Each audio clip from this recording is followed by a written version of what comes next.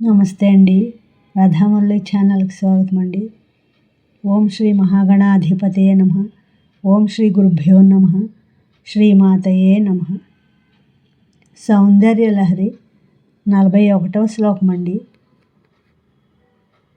తవాథారే మూలే సహ సమయయా లాస్యపరయ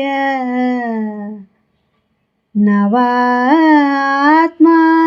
మన్యే నవరసమహాతాండవనటం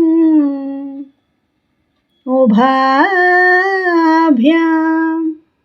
ఏతాభ్యాం ఉదయవిధిం ఉద్దిశ్య దయయా సనాథాభ్యాం జజ్ఞే జనకజననీమజ్జగదిదం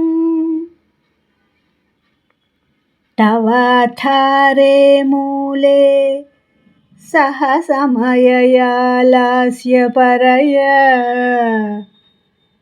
నవాత్మానం మన్యే నవరసమహాతాండవనటం ఉభాభ్యాం ఏతాభ్యాం ఉదయవిధిం ఉద్దిశ్య దయయా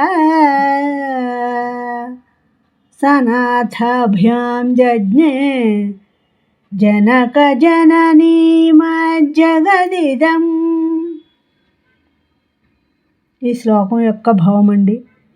నీ మూలాధార చక్రంలో లాస్యపర అంటే నృత్యం చేసే సమయాదేవితో కూడి నవరసపూర్ణమైన తాండవ నృత్యం చేసే నటేశ్వర నవాత్ముడు అగు శివదేవుని నేను చింతన చేస్తున్నాను. ఈ జగత్తుకు జననీ జనకులు వంటి ఇరువురు కరుణా కటాక్ష వీక్షణాలకు పాత్రులు కావడం వల్ల అది సనాథంగా భావించబడుతున్నది. నా ఈ శ్లోకం మీకు నచ్చినట్లయితే లైక్ చేయండి, షేర్ చేయండి, సబ్స్క్రైబ్ చేయండి. మీ రాధ.